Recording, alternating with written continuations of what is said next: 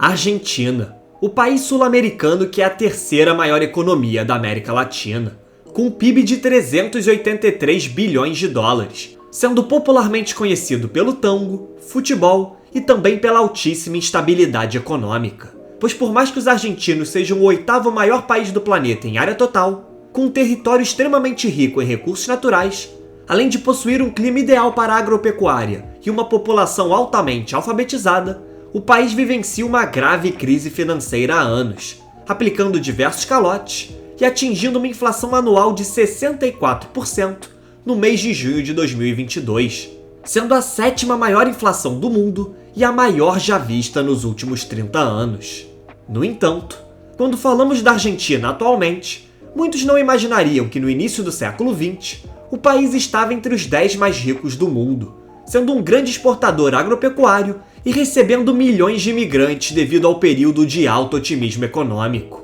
Todavia, esses anos prósperos ficaram para trás, e agora o caos econômico e social tomaram conta da nação, com mais de 42% dos argentinos vivendo abaixo da linha da pobreza. E nesse vídeo, vamos entender como a Argentina conseguiu destruir completamente a sua economia e explicar por que é impossível à nação conseguir se reerguer nas próximas décadas. Para entender a história da Argentina atualmente, precisamos olhar primeiro para a situação do país no início do século XX, quando a Argentina era uma das 10 nações mais ricas do mundo. Naquele momento, o país estava próxima do PIB per capita dos Estados Unidos e à frente de nações como a Alemanha e França, com sua economia representando 50% do PIB de toda a América Latina, principalmente devido à sua característica exportadora e o grande destaque na agricultura e criação de gado, em um momento de alta nos preços das commodities, com seus produtos sendo muito atrativos para o mercado internacional, garantindo um crescimento estável, fluxo de investimentos estrangeiros e uma estabilidade política. A grande disponibilidade de terras, o potencial agrário e os estímulos governamentais fizeram com que o país recebesse uma grande onda de imigrantes de toda a Europa, mais notoriamente espanhóis e italianos. Para se ter uma ideia, em 1914, cerca de 30% da população argentina era composta por imigrantes.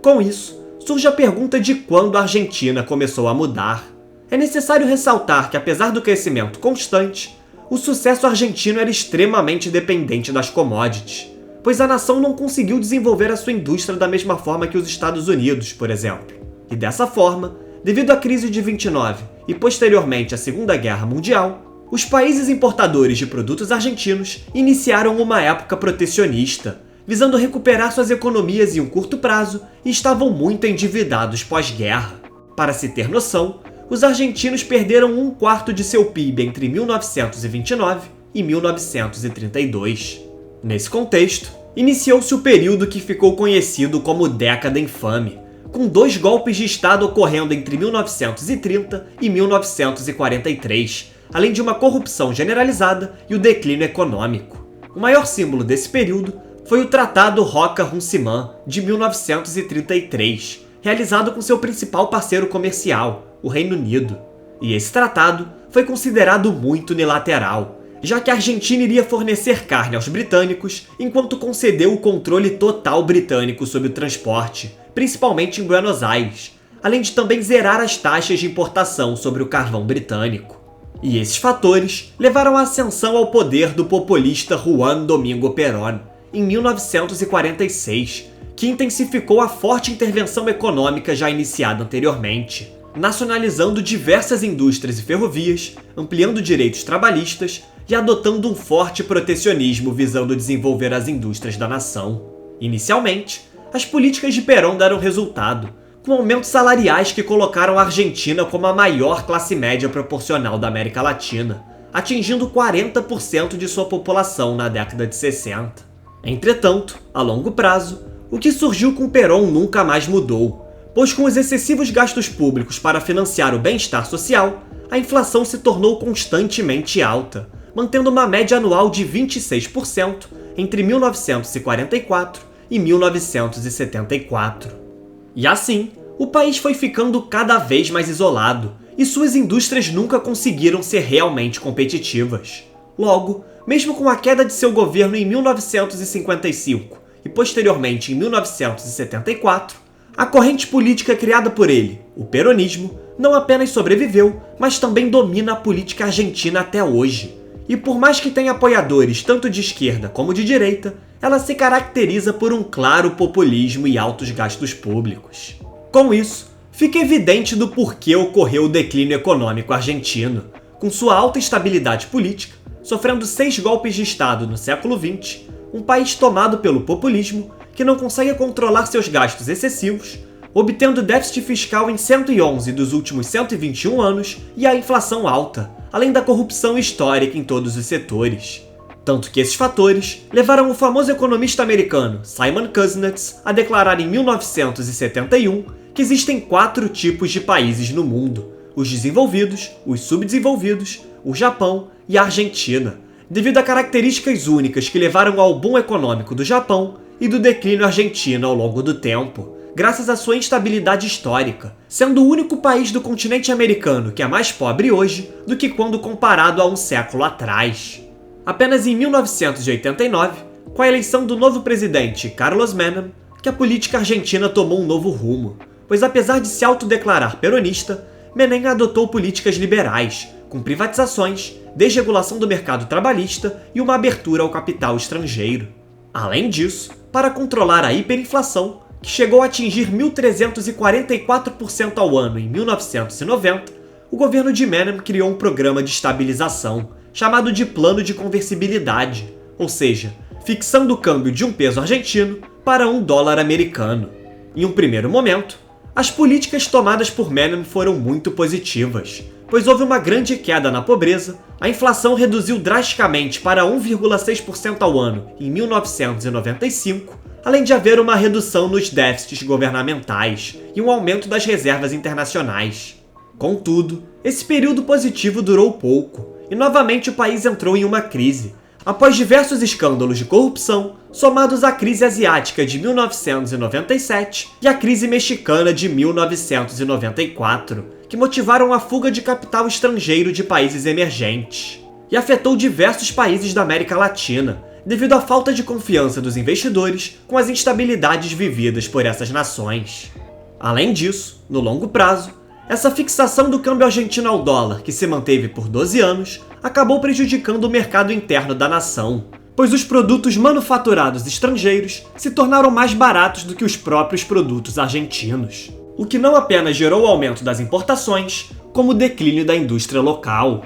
Com o fim do câmbio fixo, a alta instabilidade da moeda e quase 70% da dívida argentina sendo estrangeira, há um alto grau de dolarização na sua economia, com imóveis e carros, por exemplo, sendo cotados em dólar. Se compararmos a Argentina com o Chile, que é uma nação com menos da metade da população argentina, ele exporta anualmente cerca de 78 bilhões de dólares, enquanto os argentinos exportam apenas cerca de 54 bilhões de dólares por ano, evidenciando o quanto a economia do país não está conectada de forma significativa ao comércio internacional. Com isso, acumulando déficits externos e graças às suas exportações insuficientes, a Argentina enfrentou a maior crise de sua história em 2001, quando deu um calote de 100 bilhões de dólares no FMI, o segundo maior de todos os tempos, com sua economia encolhendo 15% em 2 anos e com quase metade da sua população vivendo naquele momento abaixo da linha da pobreza.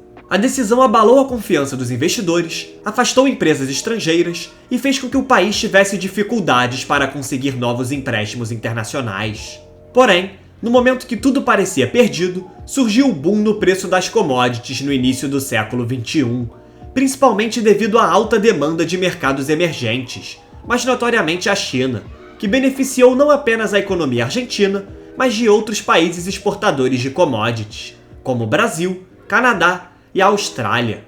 Com isso, as exportações de carne e soja aumentaram consideravelmente, ultrapassando 20% das exportações totais argentinas, e o PIB argentino cresceu em média 7,9% ao ano entre 2003 e 2008. No entanto, o que poderia salvar o país foi mais uma vez muito mal aproveitado, pois como ocorreu durante os governos de Néstor Kirchner e posteriormente Cristina Kirchner, eles se aproveitaram desse momento de otimismo econômico para expandir os gastos públicos, que passaram de 21% do PIB argentino para 41% em apenas 13 anos de kirchnerismo. Devido a esse fato, mesmo com um excelente momento e obtendo raros superávites, esse período foi totalmente desperdiçado. E quando esse boom acabou e os preços voltaram a cair, a crise bateu novamente, com o governo argentino aplicando um novo calote em 2014. Por isso, os argentinos decidiram mudar radicalmente a direção, elegendo Maurício Macri em 2015,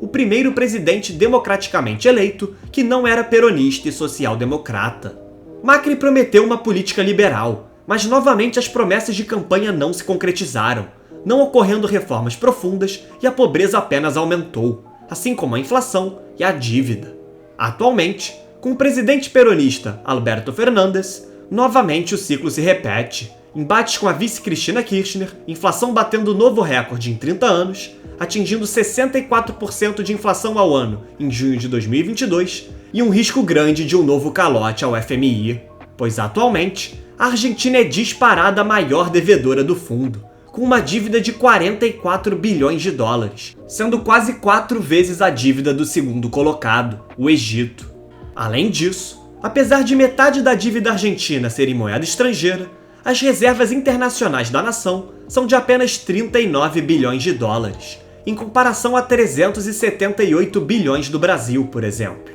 Ou seja, o país tem poucos ativos estrangeiros para servir como seguro para garantir o cumprimento das suas obrigações no exterior e para amenizar as crises, além de não conseguir proporcionar uma maior sensação de segurança aos investidores, algo que seria crucial para a recuperação do país. Portanto, a Argentina entrou em colapso pois nunca conseguiu resolver seus problemas estruturais. E assim, de nada adianta promessas vazias de políticos se os gastos excessivos, a corrupção e a falta de uma estrutura sólida corroem a sua frágil economia. Com isso, a nação continua perdendo relevância no cenário internacional, e dessa forma, fica praticamente impossível enxergar um futuro próspero para os hermanos nas próximas décadas. Muito obrigado a você que chegou até aqui. Para assistir conteúdos exclusivos, siga o Sem Economês no Instagram, o link é o primeiro da descrição. Agradeço novamente pela sua audiência e até o próximo vídeo.